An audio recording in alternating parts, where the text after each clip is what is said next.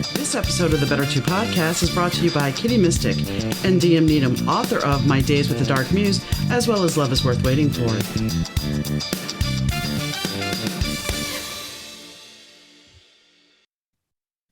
Hi, gang. Donna here. Thanks for tuning into the Better Two podcast. Today's guest is Peter Paul Parker. Peter and I talk about, we talk about music. We talk about bass playing, which, yes, I admit that my bass playing days are not what they used to be. But he talks about how he ended up walking away from being a professional musician and finding his true passion. So enjoy. Hi, Peter. How are you doing today? Very good, very good. It was a wonderful January day here in London, and the sun was out and there's bright blue skies. The temperature was unusually warm, and I was feeling good. I just come back from a Ki Gong class, and so I feel really refreshed. Yes, I can tell it's nighttime there. It's Yeah. It's noon here, but that's the time difference. Yeah, that's right. Yeah. So you were not really always an instructor of Ki Gong. What did you do before? You were a musician, correct? That's right. Yes. So I was a professional musician. Actually, from a very early age, I was introduced to music. One of my older brothers was the original lighting man for the first Rolling Stones tour. So I was introduced to rock and roll from the moment of opening up my eyes, basically, because he was quite a few years older than me.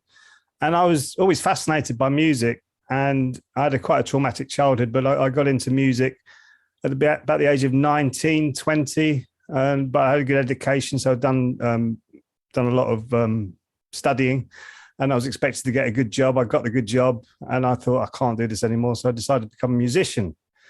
So music was, to me, looking back now, was like an enormous meditation for me, because I got to such a high level with music. I was in the British Who's Who of popular music. I was being named in magazines. I was playing with big artists at the time. Many people don't remember them, but like people like Thin Lizzy. And I played with lead members of Madness, like Suggs. So I played with some big musicians. And one of the good ones was Tom Etheridge, he's a top jazz player. And I used to sit in on his classes and play bass on his classes. And I didn't realize what a big deal that was until a few years later, thinking, wow, there's me jamming with John Etheridge. So I was at a level, but I was full of humility with it. But it was such a brilliant life. It was about 10 years I was a professional musician. So I was touring a lot, recording a lot. I'd set up a little recording studio in Shepperton, and we were recording lots of local artists and things like that. So I was out gigging many evenings and working during the day, and having my fair share of the glamour and the glitz. And it's not always glamour and glitz. Everybody sees the glamour and the glitz, but it's a lot of hard work going up and down motorways.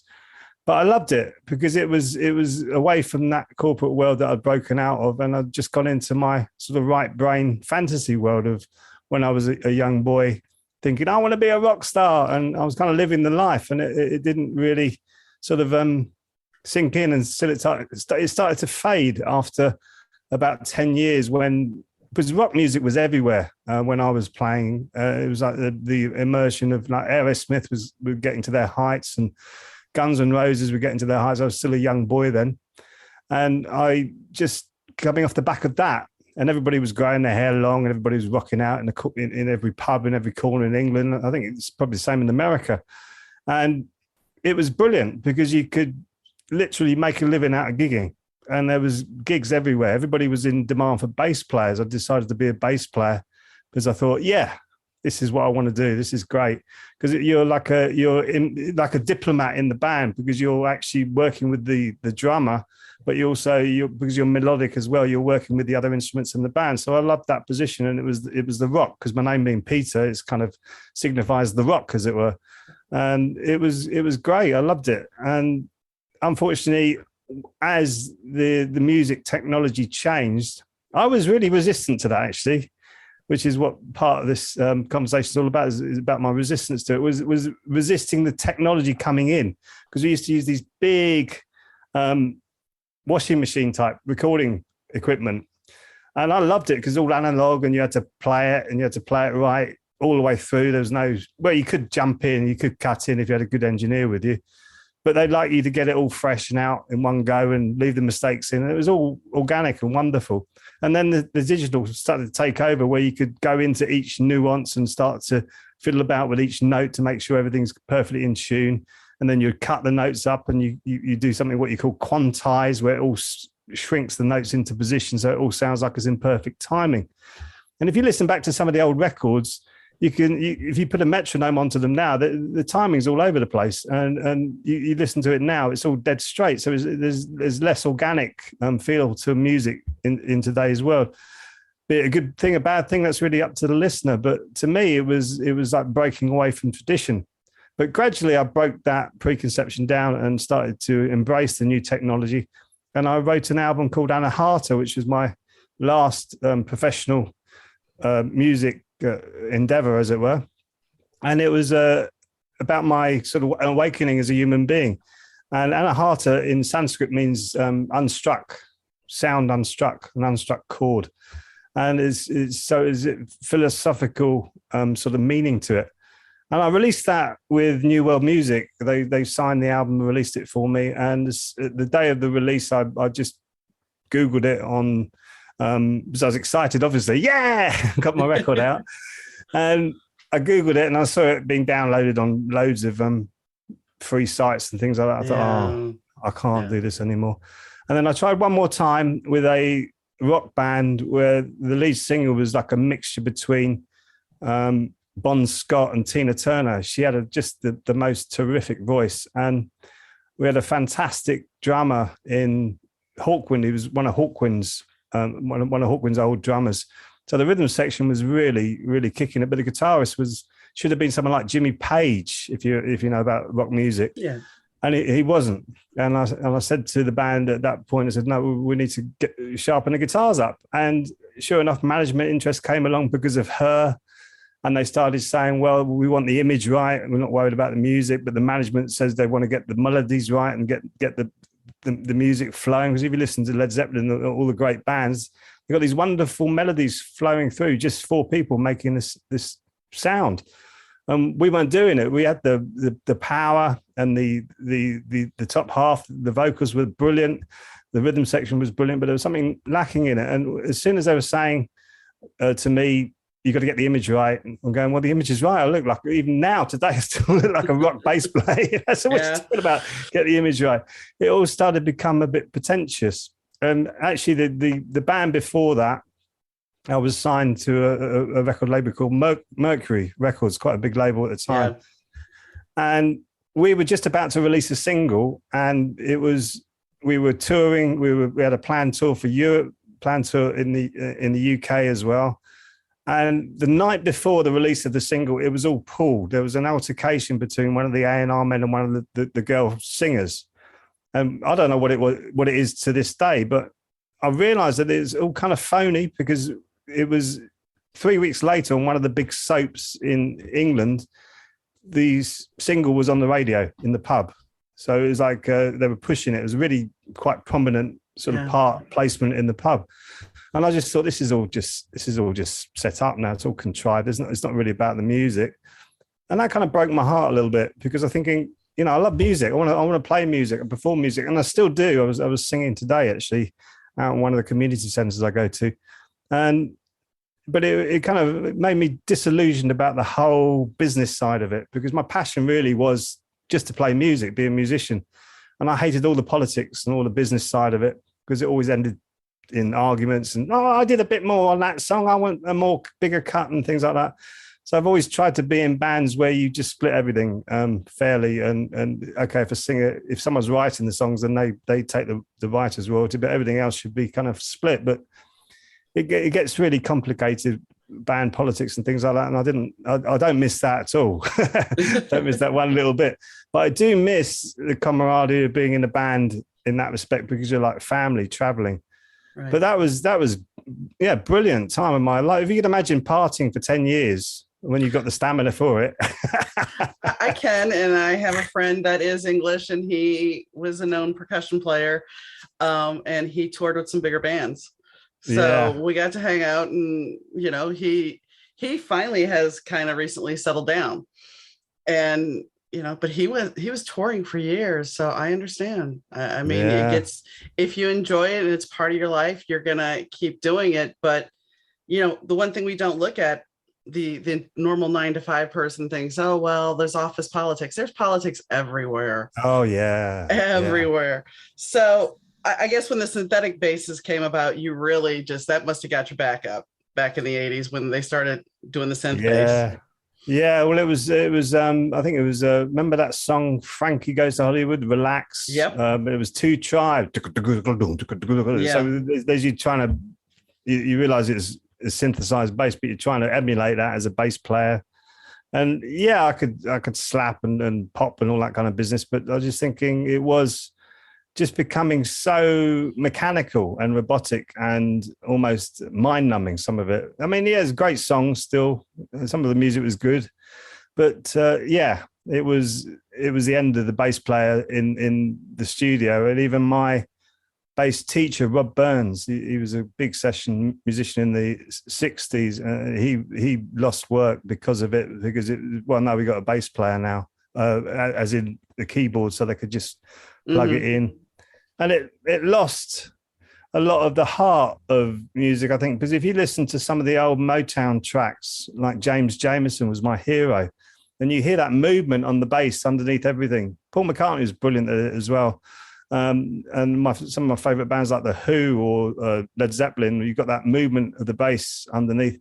It doesn't happen so fluently and so easily today, because that was like a feeling or an essence of, it's like that saying, if I ain't got that swing, it don't mean a thing. It gives the music the swing. It gives it the movement. And when you syncopate it, so they call it funk in the clave, when you're just pushing across the beat, you can do it with the bass and the drums. It just sounds great. And that's what James Jamerson was the master of, and everybody kind of followed suit. And that was what was losing its essence to me in music, was that beautiful bass end of it. It was just it was a loss. Yeah. I mean, I have to say, I was a bass player. I haven't really played in a long time. That's why it's like I can have this conversation somewhat with you. And one of the songs I did learn was "Relax" by Frankie Goes to Hollywood, because that was my jam. But my biggest influences were John Taylor from Duran Duran and Gary Beers from NXS. Oh yeah, I like their styles. And I mean, John, you were talking about syncopation. That's John's go-to, is a syncopated bass for the most part. Yeah. I mean, he's got that funk groove, which I know some people, when I was growing up, I used to get crap because I liked Duran. But the funny thing is, anytime I mentioned I was a bass player and he was an influencer, like, oh, he does what he's doing. Okay. So you're giving me crap, but then okay. Yeah. I think it was just the girl following, the female screaming following, and the way that they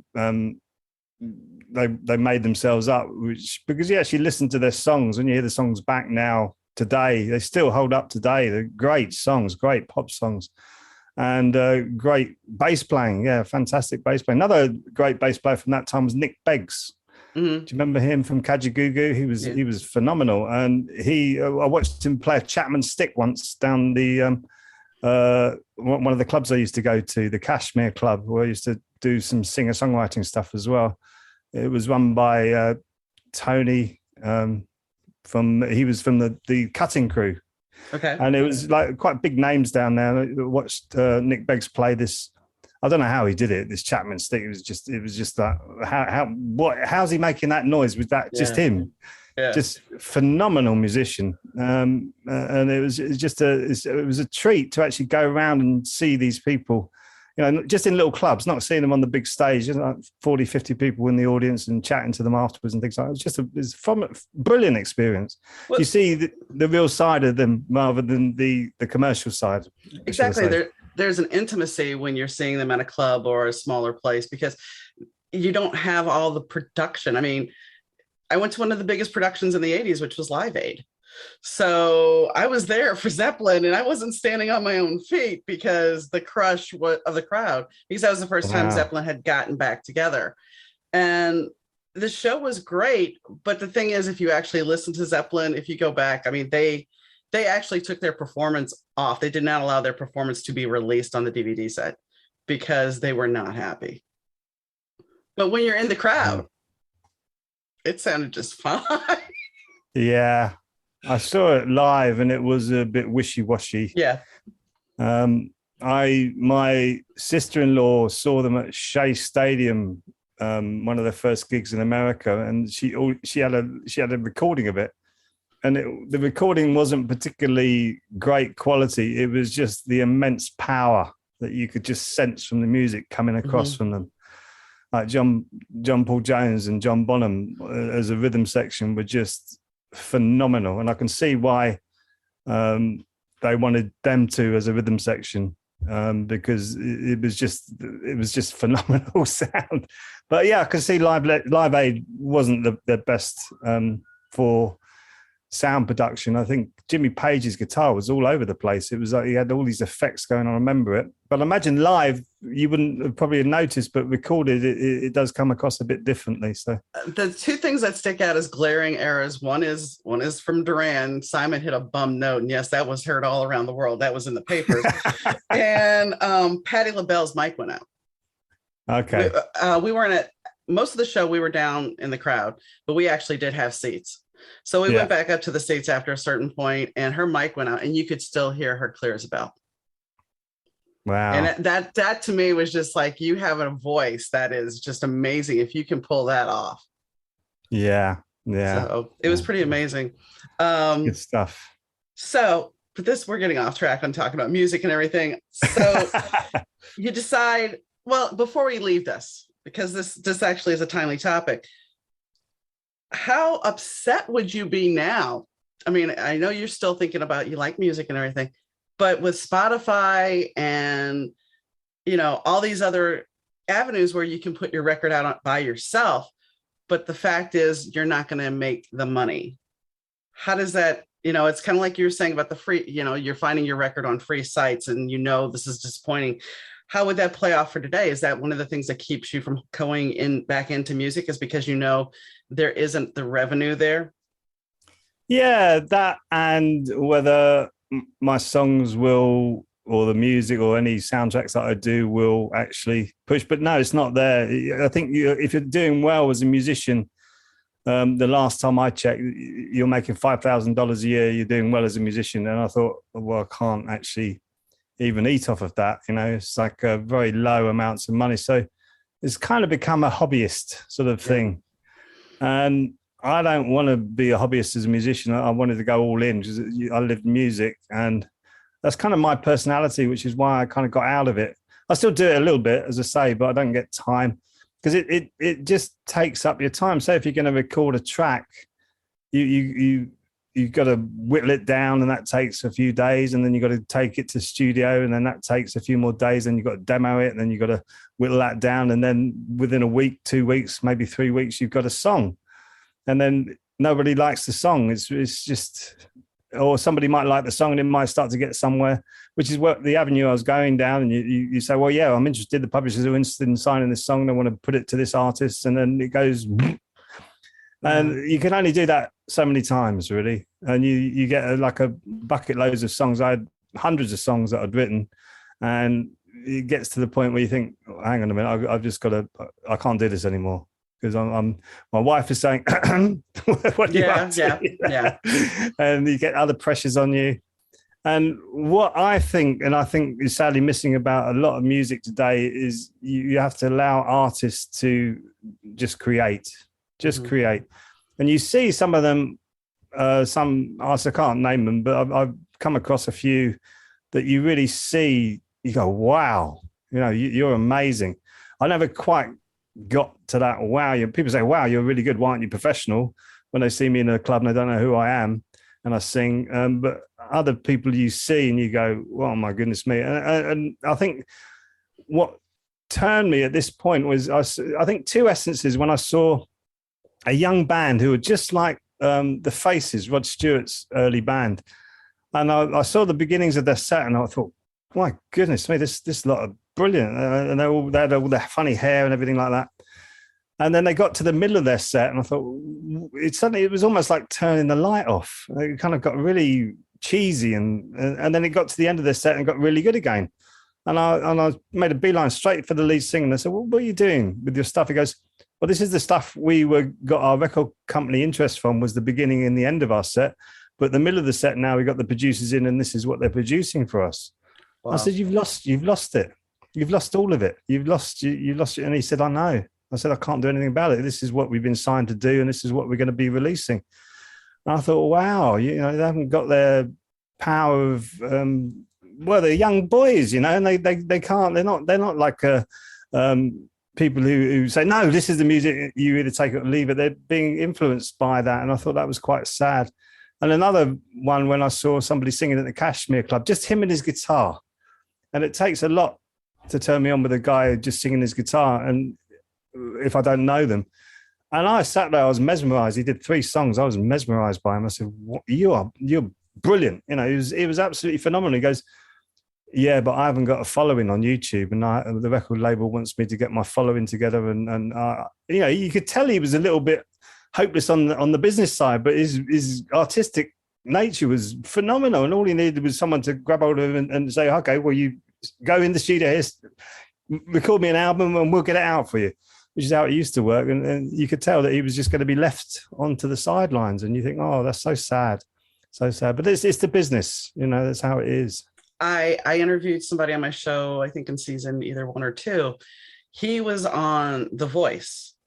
You're familiar with the show, correct? Yeah. So he was the first runner-up, and he was told by his coach, he was told, you don't want to win. Well, the kid, he's in his 20s, so I guess he's not really a kid, but he had gone to music school, but he had studied music business.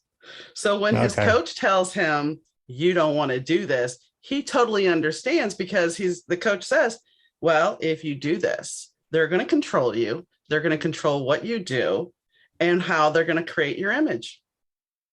And he told me, he's like, I saw some people on the show that they molded their image, that they were not allowed to do this. And yes, that was, one of the pieces of advice he gave was, make sure you have your social media intact prior to, and you have music already out, because otherwise they're going to package you. And it's the same thing.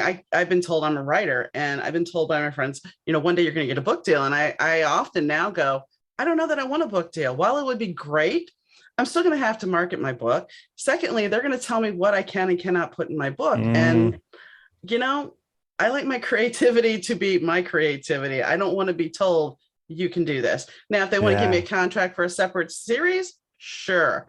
But I don't want to take away what I'm working on. So I understand what you're saying completely. So difficult. It's so difficult. And you got to really, it's a big decision. And I see a lot of people just sell themselves off. And there was a band called Gun in London when I was just getting into this. And I was really excited to meet them, because, oh, wow, it's the first signed band we're ever going to meet. I think we were playing at the Marquee Club or something like that in London. And we met them, and they were all so miserable. I'm thinking, what's the matter with these guys? He goes, well, the record labels, making us do this and making us do that. And I suppose that never left me in some ways, because I thought, whoa, these poor guys, they're really brilliant band of London, doing the London circuit, but completely tied down by their contracts. So there's got to be a balance, which is what I found with my new sort of career now, is the balance. And to me, it's all getting out of balance. And we need to, I think it's happening now. People are being allowed to, well, we got such a wonderful thing called the internet, and we can actually start to put stuff onto the internet and make it sort of happen for ourselves. And I think it's a wonderful opportunity, say, for writers, musicians, poets, and things like that. With music, I think it's really hard, because people have been hammered by it, saturated, and you think about it, you've got music on all the time, and you tend to become oblivious to it. It's like when my niece came to stay from Scotland, she was talking about how many gigabytes of music she had on a iPod. And I'm thinking, well, that's a lot of music. I said, what's your favorite? She goes, I don't know, but I've got loads. I was thinking, it's just, it was a kind of a different mindset. I was saying, well, I would say these are my 10 albums I'd take on a desert island with me, and these blah, blah, blah. But no, she had nothing like that. It was just more about getting as much music in as you possibly can. So I think that it's a kind of a youthful change in attitude to it, rather than being discerning about what you're listening to. So I grew up with things like the Doors, bands like the Doors, and I suppose the Doors of Perceptions took me into what I'm doing today, is because I really listened to the lyrics, and I'm thinking, yeah, what the people are strange when you're a stranger and things like that. You think, wow, these are really good lyrics because they're meaningful. And that's what I used to love about music was the meaning. And I think when I started to get out of it, the psychologists were saying that people only about 3% of the population actually listen to the lyrics, even though they can sing along with the songs. They don't actually listen to the lyrics. It's kind of in a trance. They're in a trance as they're singing along. So I'm thinking, well, I'm agonizing over every line of these songs.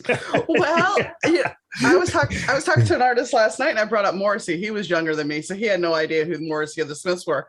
And because he wrote this song, and it has a good upbeat rhythm, but it's talking about wanting to die. Anyway, this is what this guy wrote. So I'm talking to him about the Smiths, and I'm like, yeah, I said, there's this song. I said, it's all happy sounding, but if you really stop and listen to the lyrics, he's singing about his girlfriend in a coma. Yes, Morrissey, yeah. It's like there's no happiness here, but the music, if you're just listening, it's like da da da da. Yeah. You know? So brilliant. Yeah. He's a genius. Morrissey, the Smiths, brilliant as well. I'm not really a big fan of his voice, but as a musician and actually keeping hold of his audience and not allowing it to die, he's done a brilliant job. You know, he's kept himself independent from it all. So I think he's done a brilliant job. Yeah. But yeah, he does sing a lot about life things, and you go, God, is that really what he's saying about? I know, but it's one of those things, if you're not paying attention, you'll stop and go, what? Yeah. This guy that I was talking to, most of his last record is like, the songs are under a minute or around a minute, maybe a little bit over a minute. And I said, is there a reason why? I said, I know it works well with social media and TikTok. He goes, well, yeah, it goes viral if it goes viral that way. But I mean, at a certain point, are you limiting yourself? And that's kind of, he's like, well, when you do over a minute of music, it becomes repetitive. I'm like, and I never thought about it that way, but I enjoy listening to a longer song. Maybe not the bathroom class. I was a disc jockey. We used to call certain songs like, I can't even remember now, but like a 6-minute song, it was like, oh, that's a bathroom classic because it gives you time to leave the booth and go to the bathroom. But Paradise City, that was one. Paradise City, because that's a 6-minute song. And it's like, okay, put that on and there you go. But that was also, going back to that, you were talking about politics. At a certain point, even radio's always had political motivation, but at a certain point, I worked at one station where I could program everything. And then I worked at another station where everything was done by computer. So if you called to hear something played, I couldn't play it. I couldn't cue it up, where before I could. So it's like, even that now has been, and radio has changed a lot. I mean, with the internet, is radio even relevant? Yeah, I know. The world is changing very rapidly. And I think one of the problems is, a lot of people love this thing, the mobile phone, and they use this thing, the body, and they should be loving their body and using this. It needs to be a switch around. And I think we need to use technology as a tool rather than being subservient to it, because I think that will kill creativity, kill the right brain activity. Personally, that's what I feel. And I think it could be really a dangerous thing to go down, allowing the computer or artificial intelligence to actually run our lives for us. I think we need to be able to do that, because there was nothing like, was there, putting a DJ show together. I remember putting songs together for like the van, or putting songs together to listen to in an evening, and you're making a conscious decision to go up and then down and then maybe up or down and then around, and it becomes a creative flow in its own right. So you're constantly creating, which is why I love what I do now, is kind of I'm starting to really work my right brain. And you need to be creative as human beings. We are naturally creative. It comes from inside of us. And I think this whole takeover of technology that's almost being imposed on us. I think we need to redress that and start to create for ourselves. So that's why we're seeing lots of different things coming out. And I think it's the individual, what you need to do is to create for yourself, like you're saying, rather than getting a book deal. I want to write my books. And then if a book deal comes along and it's like a side hustle that could make it really big, great. But if it's going to take away from my own creativity, you can keep it over there because you're not coming in on this, Right. And I mean, this is one thing I want to touch on, and then we're going to pivot because, before, and you're the same generation, around the same age. The fact is, you used to know phone numbers. You used to be able to recall a phone number. Now, other than my own phone number, I can't tell you somebody's phone number. I couldn't, but you used to know 20, 30 phone numbers. It was there. So in a way, technology has already kind of dumbed us down because there you go. Now, how I'm going to pivot. Here's a number. 015469058. The very first phone number I had as a 3-4-year-old boy. Wow. 015469058. How do I remember that? I don't know, because I got lost quite a lot when I was a little boy. You'd go to the phone box. Remember the phone boxes? You had to ring up with it. Yeah. We had a penny. You had to put the penny in and you ring up home. I don't know why I remember that. But yes, I had about 10 phone numbers in my head at all times, friends and things like that. Yeah. Incredible. You guys had the iconic phone boxes. The red ones. Yeah. Ours weren't that classy. But I was going to pivot to creativity. And the fact is, I don't know if it's because the way we're taught here, I don't know if it's over there too, but so many people sit there and go, I'm not creative. Just because they don't do art, they don't play music, they'll say, I'm not creative. And the fact is, you are creative. It's just like intuitive. People say, I'm not intuitive. The fact is, you are intuitive because you innately know things. You just don't always listen because it's tapped down. Creativity is the same way. If you're thinking outside of the box, you're being creative. And people don't look at it that way. They're just like, I'm not creative. It's like, yeah, you are. You just have to take out what your idea of creativity is. Yeah. Well, I did that with when I met my wife. She loved to go out and eat in these really expensive restaurants. And I thought, well, why do you just want to go out and eat? So I thought, well, there's not really an alternative. So I started to learn how to cook a little bit better. And then my food became amazing because I started to create, to learn the essences of food, like hot and creamy or hot and spicy and hot and all these different sweet and sours and all these different flavors that you can mix together. And she was amazed. And she said, what, are you being a cheapskate by not wanting to go to the restaurant? I said, no, it's just, I think to be able to prepare the food is really creative. And it's something that I personally feel that we can all do if we start to really focus on it. But we can do whatever we want. It's our passion. But you're right, it's been crushed. And we need to start to work out, how can I be creative, even if you're going to be an entrepreneur or anything, a podcaster, or you need to work outside the box. You've got to see all the different avenues. And it's not always for like a monetary gain or for it's not always for a personal gain. If you start to share your experiences, that's when the magic starts to happen, because then other people will see that you're sharing. And this is what's happening in my local area, is I start to share what I do, not always charging money, do quite a lot of work for charity, actually. And everything becomes creative because you're I've got to create something for 2 hours now. So I've got a seminar coming up because we're just coming out of lockdown now, and I've got a seminar coming up for 2 hours. So I need to create that for 2 hours. So you have to sit there and think about, what am I going to do for 2 hours to entertain 30 people? It's like, okay, this is good. This is a challenge. And I'll be moving into my Ki Gong head then and doing the stuff that I do now, which would be wonderful. But anybody can do that if you just focus on what you want to do. Because when you focus on what you actually want to do and what your passion is, it's really important, because then you can create whatever you want. But trouble is with also what our passion is a lot of that has been conditioned as well, because we get conditioned to look at like the famous pop stars or the famous novelists or the famous artists, and we think, oh, I'll never be like that. And that, if you're comparing yourself to somebody else, you'll never do anything, because everybody's done so many brilliant things. You'll never be the next Einstein. You'll never be the next Nikola Tesla. Or you'll never be the next big band or big singer because you're comparing yourself to them. You need to do what you can do, and then you work out what you can do, and then you work out what you need to do to get you to where you want to be, and then you work on that. And it's just a slow chiseling of breaking it down. And then all of a sudden you go, wow, I'm here. It's like with music. I didn't know.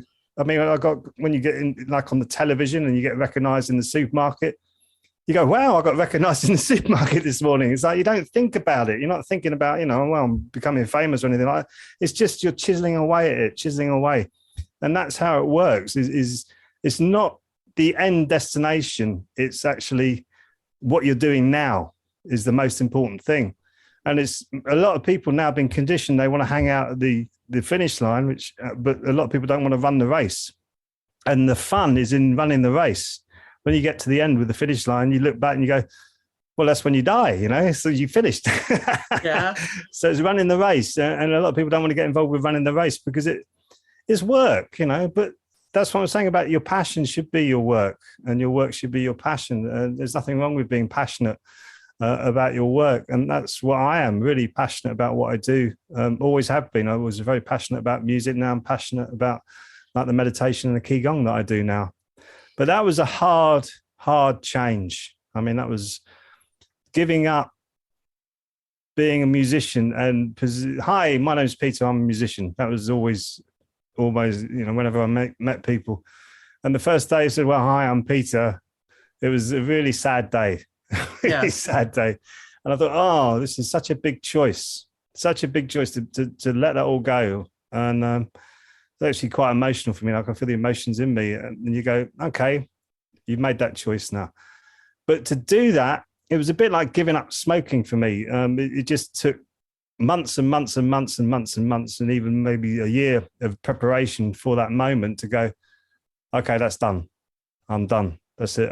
I'm moving on to something else now. And that was really hard.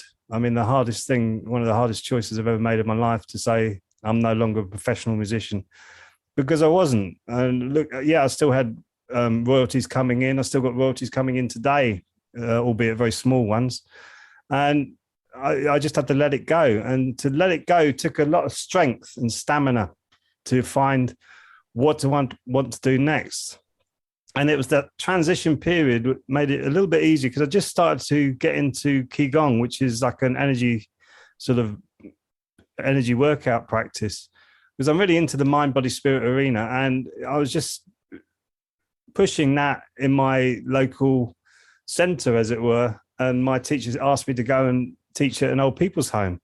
I was still out playing music, doing gigs and stuff like that, still looking for bands to play with and all that business. But she said, go and teach at this old people's home. And so I went out there and I started teaching. And it's a very different to our Western culture, the way the Koreans have put this Ki Gong together. But it's fun. It's light. I liked it because it suited my personality, because I was always laughing and joking with the elderly people there. And from a class of about 6, after about 3 or 4 months, it became a class of about 30 people every week. Wow. And you could see the atmosphere changing in them. You could see the people who were attending the classes, their arthritis was getting better, their mental health was getting better. There was a 94-year-old woman who was hunched over, and she managed to open up her body. And then she asked me to marry her. And I said, sorry, I'm already married. But she was wonderful to see her last few years of her life. She died when she was 96, but see her through the last few years of her life while I was doing that made me realize that all of us are just human beings in a body that's like a vehicle, but your essence, your soul, whatever you want to call it, your energy never changes. It only develops and grows. And that really changed my life, to see that work with the elderly, to go, wow, look at you guys all changing. And then I thought to myself, what can I do with this? What can I do? That question, how am I going to create with this? What am I going to do with this? So that's when I decided there and then, okay, I'm going to spend, something like £6,500 on the training to become a Dharma master. I'll become an instructor, a proper instructor. Then I went into schools and I went into businesses and started my own practice up with lots of different classes, up to about 15 classes a week before lockdown. So I was a busy boy, seeing about over 150 to 200 people a week. I was seeing as a Ki Gong instructor.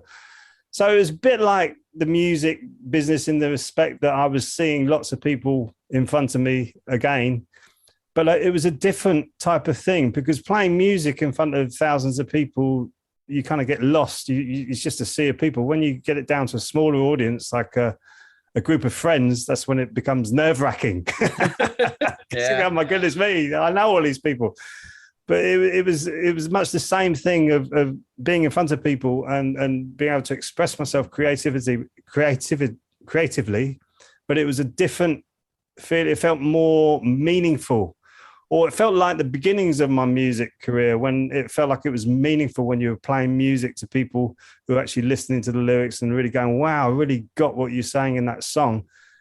It was just a different way of expressing myself. And now I really love doing it. I think the biggest class I've ever had is about 70 odd people in one room, which is pretty phenomenal. And I actually did a speech at the Care and Quality Commission in the Royal Society in London, and they look after the NHS in England, or the UK, I should say. I don't know. This country's so messed up. I think it's England and UK, whatever. Yeah. Anyway, they're the people who are responsible for the health and well-being of this country. And I'm going in there with a very holistic approach. And a lot of them came up to me and said, oh, I think you're going to be talking a load of guff. And I based it all on science, what I was talking about. And they came back to me afterwards and actually said, wow, I'm really going to look into what you were talking about, because they were interested. Because I really, like I did with music, I've really dived deep into the mind, body, spirit arena as well. So I used to be able to sit and talk about the modes with musicians. Now I can sit and talk about the energy system with people into the mind, body, spirit arena. So I've kind of completely morphed from the bottle of Jack Daniels to the fruit smoothie, as it were. And it's been my liver and kidneys are very grateful to me. I can imagine. I can imagine. Yeah. So it's been an enormous transformation, but that was like I said, I was feeling very emotional then, letting that go. It's like an old human being moving into the new human being, and I love what I do now, and it's only getting better with what I do. I do coaching now, meditation coaching and Ki Gong instruction, and it's all really good. Really good stuff. I love seeing people change, because many people who are doing their passion, they don't need to change. They just need to focus on what they're doing. But there's other people, like you say, who feel like they're crushed creatively, or they feel like they haven't got any intuition to move their life in the right direction. And your intuition is your guide. So is your emotions. But if your emotions are all crushed and squeezed and pushed into a bad shape, you can't get anywhere with it. So you feel like you're walking into walls and shut doors all the time. So you need to heal your heart and heal we call it the lower danjon, where your power, your passion, and your creativity actually come from, is your lower energies. And it's healing those, because we're societies today, we're talking about conditioning, we're kind of being pushed up into the left brain. And where you can sit and you just organize your desk, or you organize your Word files, and you organize your computer, but it's not really creating anything. It's not really, and I think that's where it needs to change, where people can realize that they can create anything they want. They just need to tap more into the right brain and start to think, well, what do I want to create?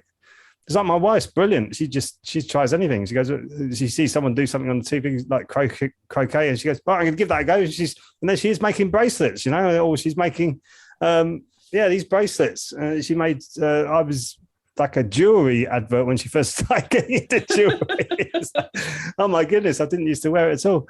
So I think you can. It's finding what you love to do, and then expressing that. Because when you talk about it, you'll hear the passion in people's voices. Yeah.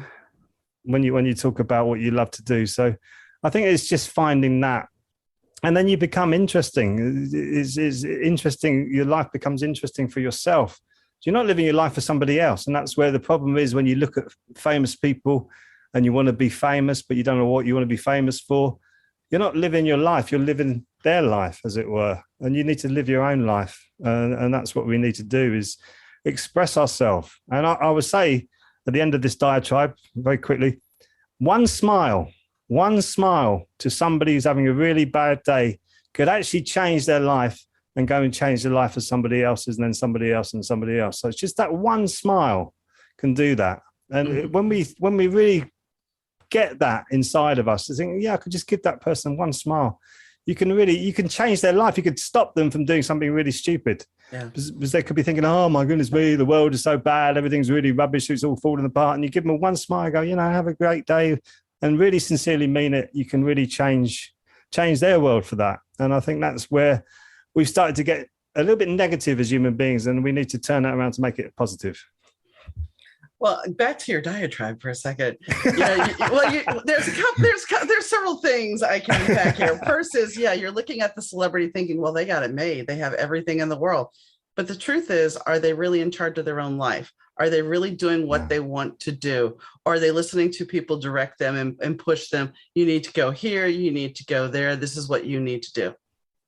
You know, there's this big picture that just because they have the house, the car, the notoriety doesn't mean they're happy. How many celebrities have ended up killing themselves? Yeah. Or ended up in rehab because they've indulged too much to have that escape. Yeah. Well, loads of them. I saw loads of them, met loads of them, lots of the happy guys I met who just, because they're Irish, I'd imagine, were Thin Lizzy, the original members of Thin Lizzy. I had the honor of playing with them, and they were just so beautiful human beings. It was absolutely, and it was just no airs and graces about them. They were just them. It was, and then also meeting the Dubliners. I don't know if they ever made it big in the States, but the Dubliners, I was on the same bill as them one time, and I just hang out at the bar drinking Guinness with them. Goodness knows, I couldn't even sniff the bar. I go near it. But I was, pint for pint Guinness with them. And you can imagine Guinness coming from Ireland, they're all Irish, and it was quite a wild night. But they were so beautifully humble as well. It wasn't about the fame or the money or anything like that. And I'm sure they all lived in sort of moderate houses or whatever. But it was just, it wasn't about any of the flash stuff. They all had obviously great instruments. They all had nice clothes. They all looked respectable, but they were just normal, just lovely people. That's one thing. The first time I ever went to meet a band was Power Station. So it was a Duran side project with John Taylor, Bernard Edwards played. Well, he produced it, Tony Thompson, and then Robert Palmer, but Michael DeBar was on tour. And I was in New Orleans in the French Quarter, and these girls were like screaming like crazy. And I was across the street because I'm like, I'm just over this. This is just ridiculous. And so the window I'm looking at is all chain linked. And their bodyguard screams out loud, "They're people, not animals." And that was something so profound in that statement, that they're real people. Just you're acting like. So fast forward a few years later, I got to meet Duran. I got to hang out at a bar and stuff. And the thing is, I realized we talked about normal stuff. We didn't talk about their music. We didn't talk about any of that. We talked about mundane stuff. And it was basically, they're real people. They're normal people. They don't want to talk about, sure. They may ask, how was the show? But after that, that was farthest thing removed from anything. And I'm not even and I'm not talking, it was not anything that was a wild romp or anything like that. It was strictly PG. So there's nothing that was tacky or crude, but they were real people. And that's what I think so many people forget. There was one girl while we were sitting at the bar, she came up and she looks at Simon and she's like, "Oh my gosh, I've never met you before. I really, really want a picture." And Simon looked at her and says, "We've met before." And she got her friend to take a picture, and he looks miffed because I'm actually in the background of this picture. And I mean, if you're trying to pull a fast one on them, they've recognized you if you've been around enough. Yeah. So it's kind of weird. And this was 95, so this wasn't their heyday. But it's just one of those things that they are normal people, and they have the same problems. So you can aspire to be famous, but that does not mean that your world is going to be suddenly perfect. If anything, it's going to get more complicated because you're going to have more people around you. I know. I worked that out from hanging around other musicians who wanted to be famous, really desperate. It's not that they wanted to be famous, that they wanted to be loved. And that is the coldest place to go into music. Wanting to be loved is the coldest place you can walk into, because people will pick up on it and you go, oh, goodness me, you know, who do you think you are? Because your ego will start to try and shine. And it's not about your ego, it's about your creativity. And there's a big difference there. And that's one of the major problems, like you say, about suicidal artists getting suicidal, because they want to be loved. All of us, every human being wants to be loved. All of us have this nurture that wants to be loved. And you can talk about that on the spiritual side of things, but it's inside of us, inherently inside of us. And that gets mixed up, which is where the fame lure comes from, which is where you want to go, I want to be famous because I want to be loved. And it's a fundamental mistake, I think, for a lot of musicians to do that, is to think, I want to be famous, because you really work out, if you want to be loved, be lovable. You've got to be lovable. Well, and that's what's wonderful about all these normal musicians, because when you meet them, they're lovable, because they just talk about everyday stuff. And that's what you got to be. To be loved, you need to be lovable. And if you've got that inside of you already, and you start to push yourself in any direction, then it'll be a success for you, whatever you do, whether you make it lofty heights or whether you just bubble along. It doesn't matter, really. Because you will be loved, because you'll be passionate about what you do. I think that's so important, really important, because people get lost in the melee of all this, especially now. It's like a storm, isn't it? Everything, it's like our life. We get more in a lifetime than our ancestors would get we get more in a day probably than our ancestors got in a lifetime. You go back a few thousand years, there's just so much information coming in, and we're bombarded by it, and we need to discern that. Well, even if you go back to the 80s, if we go back to the 80s and the 70s, we didn't have this much information being forced upon us. No. And I mean, if you went out to dinner, you went out to dinner. If your friends missed you, your friends missed you. It wasn't that anybody can track you down and text you and get in touch with you right then and there. We had a place where we could go and unplug. We didn't have to be plugged in all the time. And it's not just musicians that suffer from that whole fame thing. And you nailed it on the head. It's about needing to be loved. It's about looking outside to be loved. And I think there's so many of us that we didn't get that as a kid, that we start thinking, well, wouldn't it be great to be famous and have everybody love us? The whole problem is Britney Spears can be the poster child here, because Britney got all this adulation only to have people rip the stool out from underneath her. And I mean, that's the thing. People don't understand that about fame. People will build you up. The person that's hot on TikTok 1 minute is going to be knocked down, 2 days later, because they don't have all the views that they had on the viral video. So it's a head game. Yes, chasing the dopamine hit. It's a dopamine hit. Bang, bang, bang, bang, bang. And then you get into this numbness trance. I call it the numbness trance, where you're just chasing the hit. And it's just, what are you doing? What are you doing with that? And social media is brilliant at doing that and absorbing you into it. Got its places, and it's got its, you can find good things in it. You can find good things on the internet. But I think it's discernment also, being discerning and not worrying about the dopamine hit, but just actually starting to produce rather than consume. If you start to produce more than you consume, then you realize you're actually producing something. Doesn't matter how bad it is at first.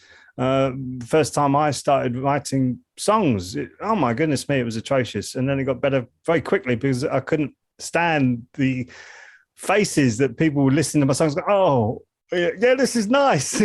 Yeah. So, okay. And when I first started singing, it's the same thing. Now I've learned how to sing now, but my voice wasn't very good at all. It was kind of all out of tune. And I learned how to sing because of that. I didn't want to keep offending people. Now people enjoy when I sing, so it's a good thing. But it took time to do that. I went and got taught by Jackie Raw. She was in Shack Attack. Remember Shack Attack? She was one of the singers in Shack Attack. She actually got me into a lot of this stuff, because if she ever listens to this, sorry Jackie, she'd never say anything about this, but she used to do tapping on me, EFT, emotional freedom tapping. I just got into that, but go ahead. Yeah, she got into tapping because I was so tense hitting because I've been conditioned to say you can't sing and you can't sing highly, right? So every time I went to sing highly, it went and like everything was squeezing upwards, and she noticed this. Look, your lower register is great. You got this, and then all of a sudden you try and go high. She goes, I don't want to spend hours and hours and hours doing this. We're going to do this. And she do this emotional freedom tapping around me for like the first 5 minutes of the song lesson. I'd sit there and go, wow, what did you just do to me? Yeah. And then I'd start being a lot more freer, and my registry went up quite quickly because of that. But she kind of got me into Ki Gong without me realizing that, because that's what Ki Gong is. Tapping is all tapping and stretching and breathing and moving the body. So it's all based around Ki Gong. And I thought, yeah, well, EFT is very powerful stuff. And you're tapping the meridians of the body. Mm-hmm. And it really does help to release the stagnant energy, because of, like you're saying about the overload, we're talking about the overload. It needs a release. Otherwise, you're going to be like a pressure cooker that never gets released, and it explodes in sometimes in the most unfortunate ways. And we need that release. So any form of like tapping or deep breathing or anything like that is we all need that. We all need that, because like you're saying, we need the time out. Mm-hmm. Because when you have the time out and you're relaxed and you're ready to go, and you go into something after you've had that time out, you really appreciate it. And even the time when you get maybe a little bit bored with your time out, you think, but I've got this coming up. And then you go and do that. It becomes even better. You appreciate it more. And I think it's the lack of appreciation. I remember when I was a musician on tour, you'd go hotel, gig, bus, hotel, gig, bus, hotel, gig, bus. And you realize you're just in a trance. So you make up fun while you're doing it. And sometimes it's drinking fun. Other times it's just having a laugh and just messing about. But you made your fun up. But I think today is just like a bombardment. And you speak to people now, and especially a lot of the elderly people I still work with my charity. They say the art of conversation is going. Yeah. People are no longer being able to communicate for more than a couple of minutes, a couple of sentences. Paul Weller said in one of his songs, if we could communicate for 2 minutes or more, that would be a start. I think in this song, Start. And I thought, well, yeah, I didn't see that at the time, because whenever I was out, I was always chatting to everybody. And now I see it's more difficult to speak to people for more than 2 minutes. And I can see where he was coming from with that line, because it seems to be the other conversation has gone. People's interest in certain things, or the confidence, I should say, to speak out about things, or to put their hands up and say, well, I don't know very much about that. Could you tell me? Just to have that humility, I think is starting to be a bit lacking in our world today. Well, everybody's chasing the Andy Warhol thing. Yeah. The 15, famous for 15 minutes. It's like, yeah. So it's interesting that, when you look back, such as a 2-minute conversation, it's like they were actually ahead of their time, I guess. And it is sad that people, I'd rather text you. No, I don't want to text. I'd rather talk on the phone, because honestly, I can hear your voice. You can hide behind a text. I hated them when they first came out. And same with email. I hated that now. But every time I write an email, I always put dear at the beginning and then sign it off at the end to try and make it more like a letter. People go, oh, you're so informative with your emails. I go, well, to me, it's like a letter. Otherwise, or a text, I'll do the same. So luckily, nobody texts me anymore, which is great. It suits me. So when they want me, they'll ring me up and say, oh, do you want to come out and do this? Or do you want that? Blah, blah, blah. So, or send me an email. It's fine. I prefer that rather than, I've seen my wife sometimes get stuck into that, like text back, bing, bing. And I said, why are you doing this?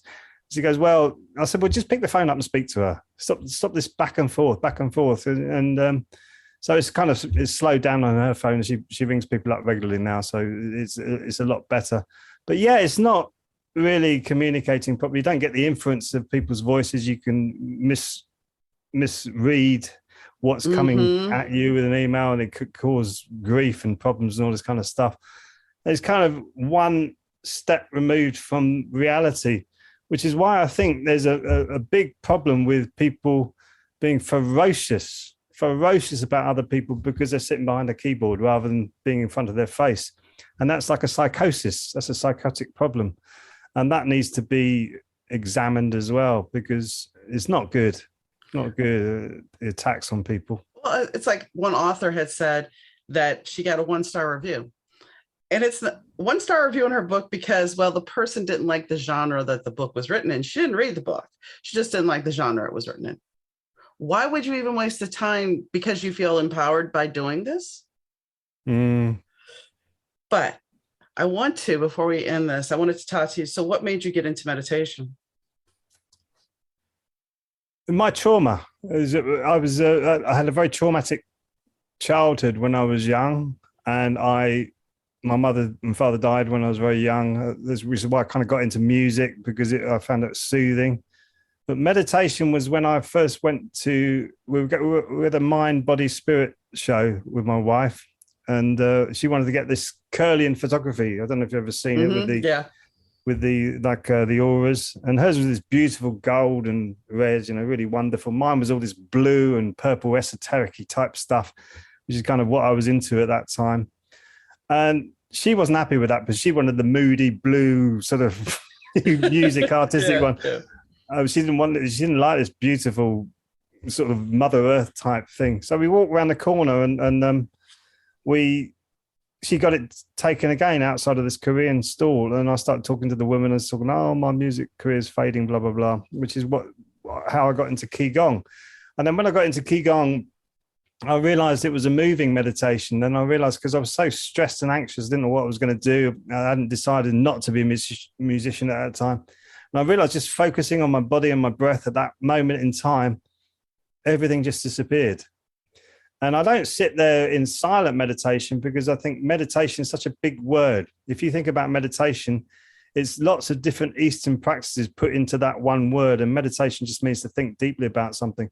I mean, I did a silent meditation today, so with the group that I was with, but I don't make a big habit of sitting there for 20 minutes, half an hour a day, just doing that. I think that's, for some people, that's brilliant. For me, I feel like I've got to be doing something.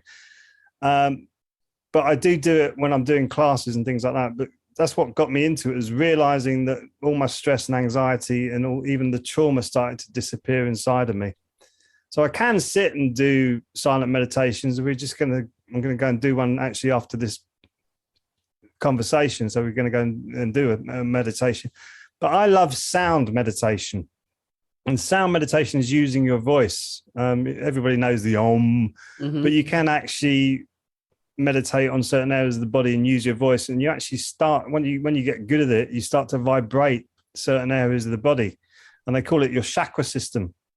So you'll tone on a certain area of the body. And when you first do it, it feels very, very unusual. And it sounds like a woo-woo kind of stuff, but it's not. It's actually like, it actually worked for me. And I felt like when you've done it, you feel like you've brought everything into the center, and you feel really clear, precise, and sort of clean almost inside. And it's just amazing. So I prefer like sound meditation, but I do teach like moving, silent, sound meditation, guided meditation, and breathing meditation. So I do all that teaching anyway, so as a meditation coach. But it's, to me, it's about what you feel comfortable with. And the trouble with a lot of people who teach meditation is like, no, this is how you do it, this is how it's going to be, blah, blah, blah.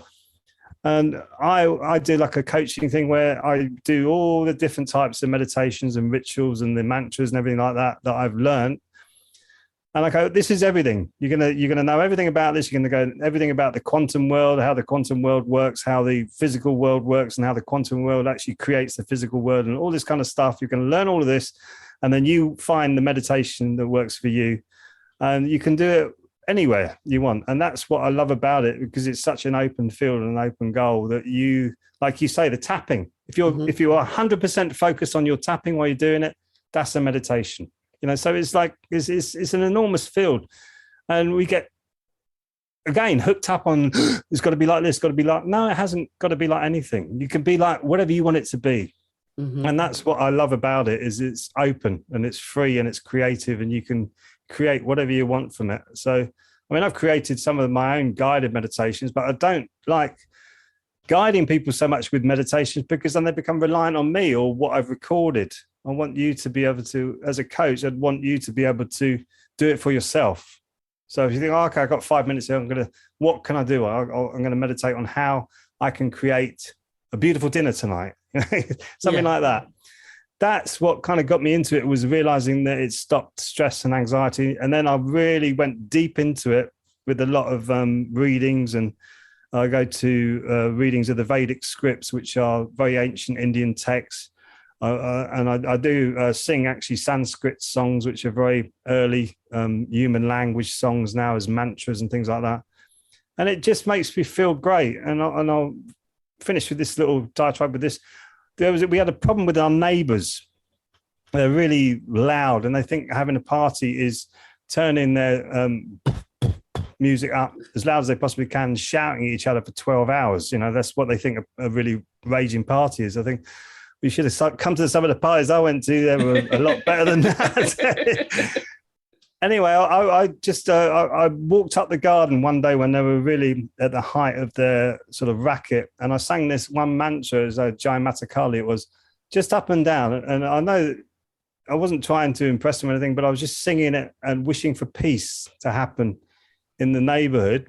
And then a few weeks later, they get an abatement order, i.e. telling them to stop all sound coming from their house, from the council. Wow. And it was just like, this has been going on for years. Mm-hmm. And then all of a sudden this stops. And I just thought, maybe it was me, maybe it wasn't me, but I'm a romantic dreamer. And I think, well, yeah, maybe someone was looking after me up there. You put it out there. That doesn't mean that somebody else didn't report it, but you put the energy out there. Yeah. Since you cook, you'll understand. You know about roux, right? How to make a roux, when you're making the slurry or whatever. Some people call it slurry. Yeah. My uncle, when he is stressed, he will make roux. And he considers that his form of meditation. Yeah. I don't have the patience to make a roux, but he will sit there and make a roux, and then he'll freeze it, and then he'll make another one just so he can chill. Wow. So okay, that's the meditation. That's meditation for you. So cooking. And cooking for me is enormous meditation as well. It's what you focus, where your mind goes. We say in our Ki Gong practice, where your mind goes, your energy follows. So if you're focusing on your food, 100% focusing on your food, get the phone out of the room. If you want some soothing music in the background, great. That's meditation as far as I'm concerned. And it makes you feel good, do it, and do it more of it, and especially if you're stressed. And breathing is the easiest, but tapping, brilliant, because you're actually physically doing something, and it will bring your mind into it. If you think about the mind naturally wants to move. You go right down to the very basics, the very sort of, we can't even go any smaller than quarks, but you go down to the atoms and what's inside the atoms, the protons, neutrons, and the quarks. Everything is moving and vibrating. I think it was Nikola Tesla who said, if you want to find the secrets of the universe, think of sound, frequency, and vibration. And he wasn't wrong, because now in the quantum field, they're showing everything is vibrating. So everything's moving. If it moves in a quicker level, it becomes very, very solid. If it's not moving very, very, very quickly, it becomes like air. So it's you finding the vibration inside of you, I think, is really important for you to be relaxed. And so therefore your mind is also going to be always moving. It always moves. So people say you've got to quiet and silence your mind. It's difficult because it's naturally wanting to move. But when you focus it on something, it will stay on that. And therefore that's the silent mind, when you're focusing on your breathing, and you can 100% focus on your breathing or 100% focus on the silence. That's what they mean about the silent mind. Your mind's still doing something, but it's silent because it needs to be moving. But it might be moving just on the silence. So it's difficult to explain, but that's why it moves all the time, because it's naturally wanting to move. I think it's gone, what the Tibetan monks call it, they call it the monkey mind. It just jumps everywhere now. It's like a time traveler, past, future, everywhere it wants to go.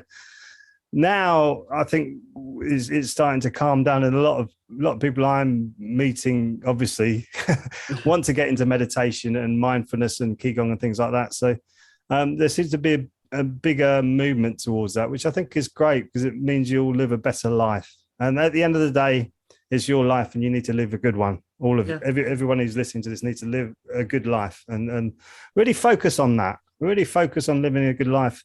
Because as I say, where your mind goes, your energy follows. If it goes on all this stuff that's going on in the world, oh my goodness me, it shreds you. But if you focus on actually what you're doing, you'll realize that a lot of what's happening in the world doesn't actually affect you. So I know exactly what you're talking. When my husband passed, I mean, I had already started to unplug, but when my husband passed, I had really unplugged from the news because it's like, I can't change that. It's just going to eat at me. So that just has to stay there. And for anybody that's listening that wants to meditate, that's tried to meditate and says, oh, I can't do it because my mind goes off. Monkey mind is a real thing. And you just have to keep going back slowly but surely. And when your mind goes off, calm it down and go back to meditating and find what works for you as far as meditation goes. Yeah, definitely. You got to do what you got to do. And that's what I say is find what you're happy with. And it can just be turning the lights off out in the room, lying there quietly and just let it go. See what happens, see where your mind goes and let it wander.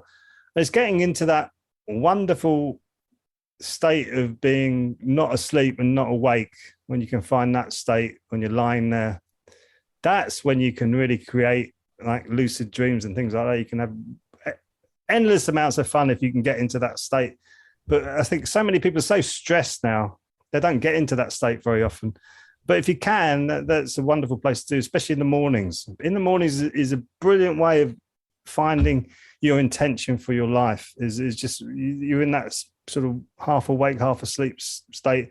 Things are very clear before all the traffic starts. We're on a busy road here, or before the lights start to come on. It's that beautiful time where your mind is very, well, it should be very quiet. Hopefully it is. If it's not, then you need to do more deep breathing and things like that. But it should be quieter then. And then that's when you can really manifest what you want for your day and for the rest of your life. Really important time. I really wanted to talk to you about the dream method, but I know you got to go meditate, and I'm sure you already had that scheduled, but that was something I wanted to bring up was the dream method that you have on your website. What it is, I can talk about it very quickly. I've got 5 stepping stones of what I went through to get me to where I am today, which is very clear and focused. So I don't get angry anymore, because when you get angry, whoever angers you is controlling you.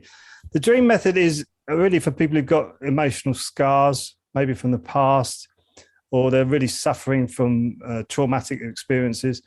And I take them from looking from step 1, it's about focusing on your sort of what has happened to you. So you actually realize, you start to discover what is the reoccurring things. We have a lot of things that happen to us that are the same, but different players come into our life. So it comes around like the news is the same. If you listen to the news, it's the same, but it's just different players come around. Like, oh, there's going to be another 2 superpowers. It's not China and whoever this time, it's Russia and America, whatever it is. And so it's the same. So you're discovering that cycles inside of yourself. And then you start to realize that you are just observing them. So you're realizing that you're just the observer of these happenings, and you realize that you can actually turn those negative thoughts into positive ones. So if you're doing something that you don't like doing, simple is just to turn off, like you say, turn off the news. So you're realizing that you've got the power to do that. And then when you get to the E part of the dream method, you're embracing your life. You're starting to embrace, it's like I say, finding your passion, and you're starting to move your life in that direction where you want to go.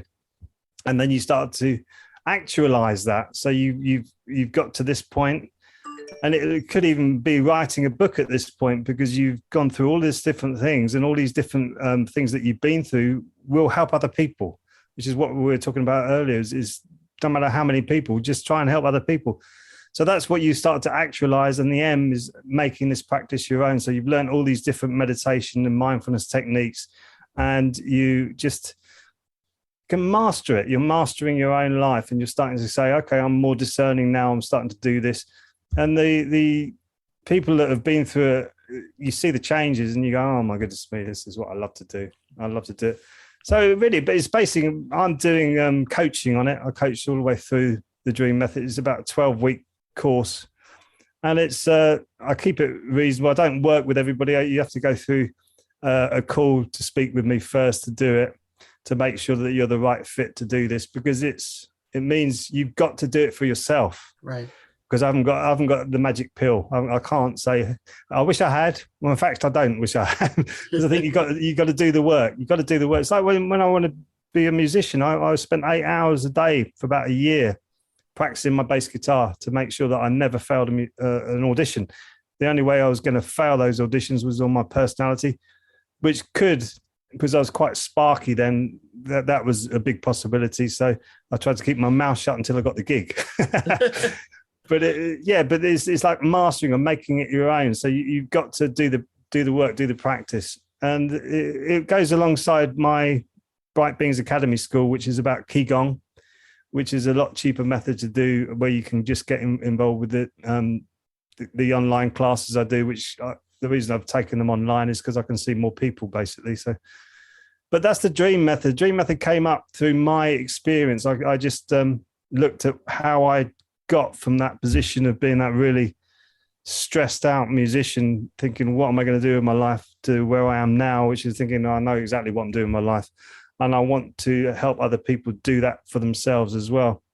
And your intuition grows, your sense of sort of natural wisdom grows. You suddenly realize that the news doesn't matter. You're just focusing on yourself, and it's not narcissistic or sociopathic. Right. It's about you. And love yourself. When you love yourself and you go out and you meet other people, they love you because you love yourself. And it's not about what other people think, it's what you think. So I think it was Caroline Miss, I was watching her talking about one of her seminars, and she said, right, we're going to go and do a group thing. So you're going to go and meet each other and write down every requirement you need for someone to actually speak with you. And you had all these people writing all these things down, and they pass it over to the other person. They're going, hello. You don't know what to say to them. And it suddenly gave them a big realization of going, let other people be who they're going to be. Let them be who they're going to be, and just accept it. And because we're not accepting things at the moment. I think we've been conditioned to either look as people below us, alongside us, or above us. And if they're below us, we'll treat them badly. If they're alongside us, we'll try and knock them down. If they're above us, we'll start chipping away and try and pull them off their pedestal. And it's kind of how we've been conditioned in the West to be like that a little bit, with the competitive nature. And that needs to change. And then you just meet people for being themselves, rather than wanting to change them or think, oh, that's annoying about you, or I don't like that. Just accept it. And then other people will accept you, and you accept other people. And I think that's what we're missing now in our society, is the characters, people with different characters. It's all getting homogenized and everything's becoming the same. And people are, oh, look at me, I'm so wonderful, I'm good. And sort of like, they sound the same when they're coming out of the radio, and they're sounding the same when they're coming out of TV. It's becoming too samey. I remember when I was growing up, look at the characters we had: Muhammad Ali, Bruce Lee, Martin Luther King had just gone, JFK as a president. We had just amazing characters that even Steve Austin, Bionic Man, even though he was he was still a character. Yeah. I mean, Mr. T, there was, there was personality. It wasn't so conformed. I mean, everybody, we want this person to look like this. Well, and I got into a conversation about this recently, because everybody, it's like, well, this movie did well, so we're going to make 10 more like it. We're not going to give anything else a chance. And the person was talking about creativity. I said, well, here's the problem. You have the people that are creative, and then you have the money men who run the studio, and they don't wait. And they just want to continue to repeat what is working. Because they're looking at that bottom line. Very true. And that's where I think it's all gone a little bit awry. If you think about numbers, right? This is very esoteric teaching. You think about a number. Show me a number.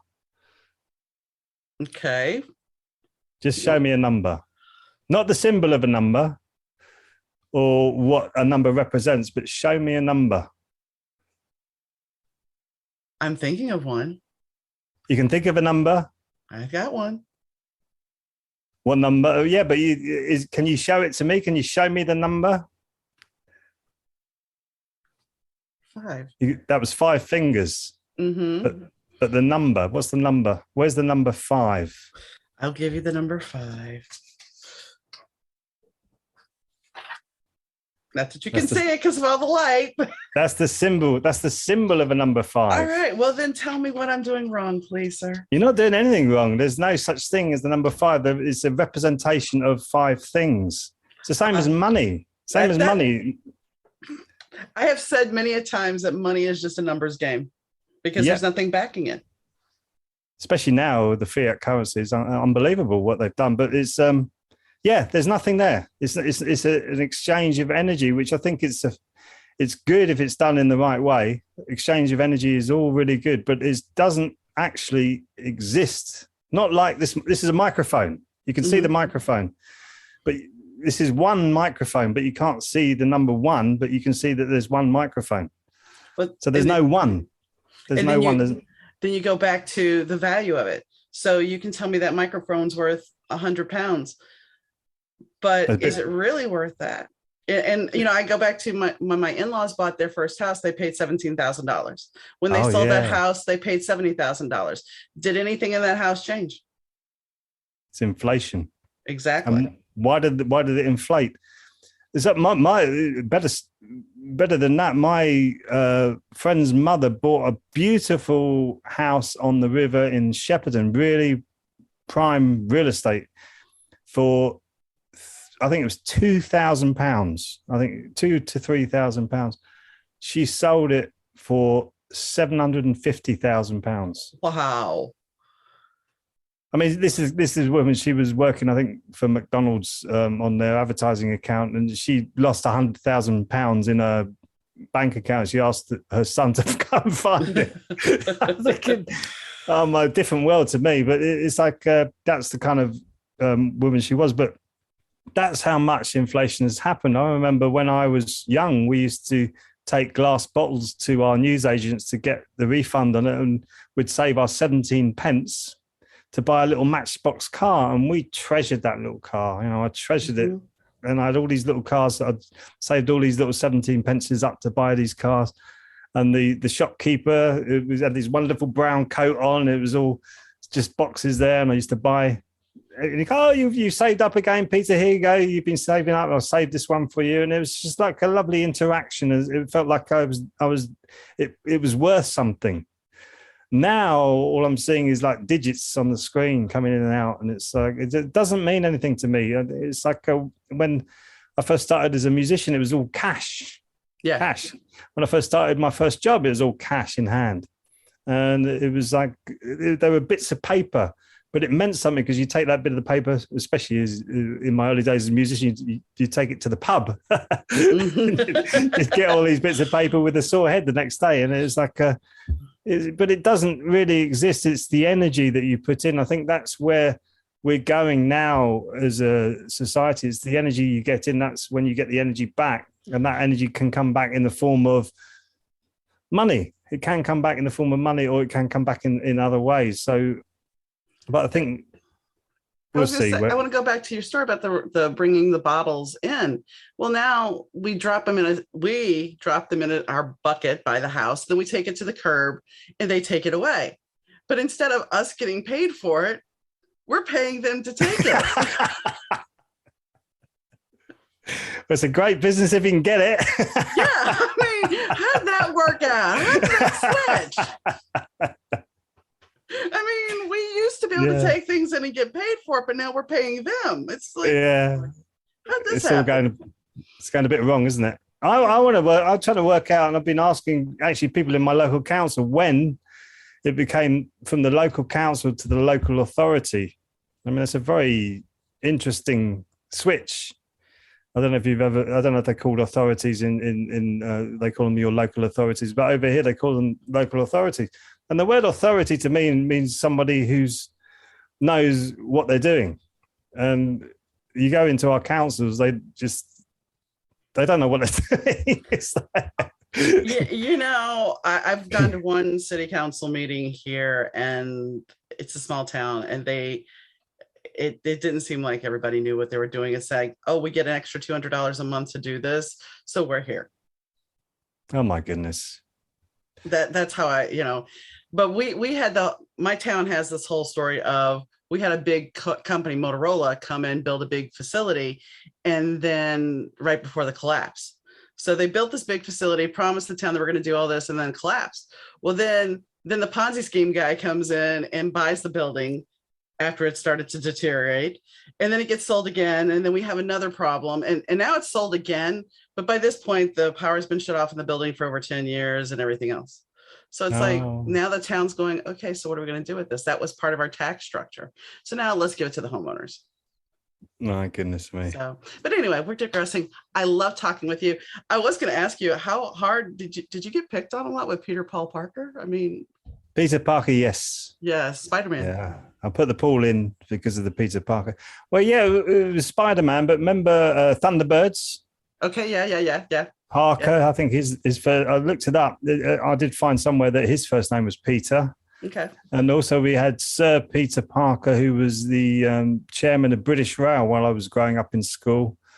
So they had a pick. All the children had a pick to say how they could take the mickey out of me. So it was fine. Oh, trust me. It's character building. Honestly, I love it because it gives you straight away. Peter Parker's in the building. They can completely pick on me straight away, and because it's made me smiley because of that. Yeah, that's me. Yeah. So it's been good. Well, I know you have Peter, Paul, and Mary. I mean, so it works either. But Yeah, I got it because I'm really technically Dawn, but I go by Donna because of all of this.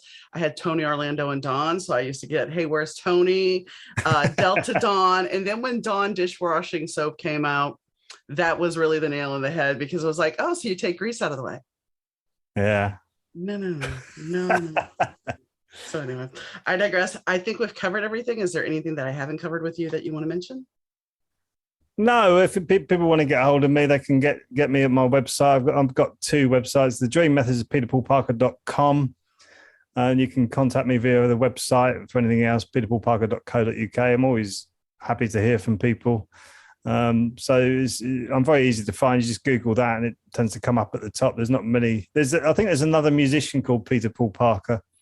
I think he gave up. I was watching him, but I think he gave up. I haven't seen him for ages. But yeah, you can find me very easily. I've got a YouTube site and I'm on all over sort of Facebook and things like that. So if you want to connect, I'm more than happy to help. All right. Well, always happy to help. Always happy to help. Thank you for coming on the show. No, it's been a real pleasure. I've really enjoyed talking to you, and we'll speak again, I'm sure, at some point in the future. Okay. I had a blast. I hope you guys had a blast too, talking about, listening about music and bass playing. I mean, some of you guys in there are like, oh, come on. But then when we talk about the meditation aspect and the Ki Gong, I mean, our body is energy and we don't really think about it. And yes, I seem like a buffoon about the whole, show me the number 5. And the truth is, it is kind of a numbers game. It's not something that is tangible. If you have $5 bills in your pocket, or 5 pence, or 5 pounds in your hand, then it is tangible. But for the most part, our money system now is just a numbers game. And there's a lot of energy when you think about it.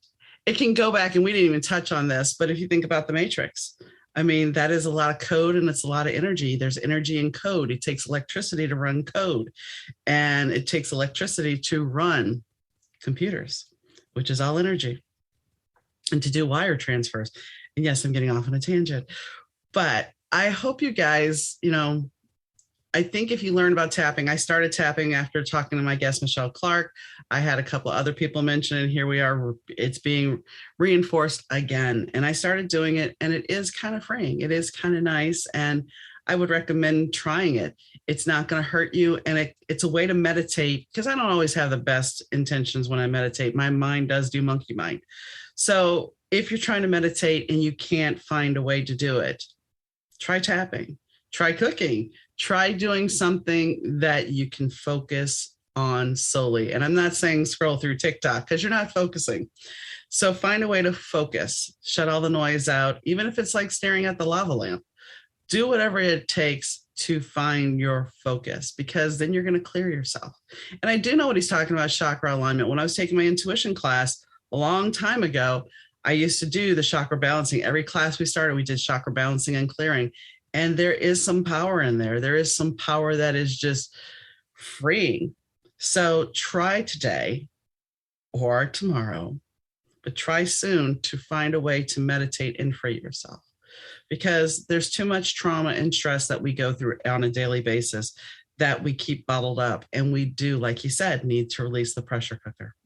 So on that note, I hope you enjoyed today's show. If you have a question, comment, or concern, please reach out to Donna, Dauna, at better2podcast.com. That's Donna at better2podcast.com. We do have a website, better2podcast.com, of course. And you can also find our social media links there. If you want to support the podcast and leave a review, you can do so on Apple Podcasts or on Podchaser. And you can always leave a comment in our social media. It's greatly appreciated. So on that note, as I said, you have all my links, you have the email. I hope whenever you listen to this, you enjoy the show and you have a wonderful day, evening, weekend, whenever you're choosing to listen. And I'll catch you next time, guys. Bye.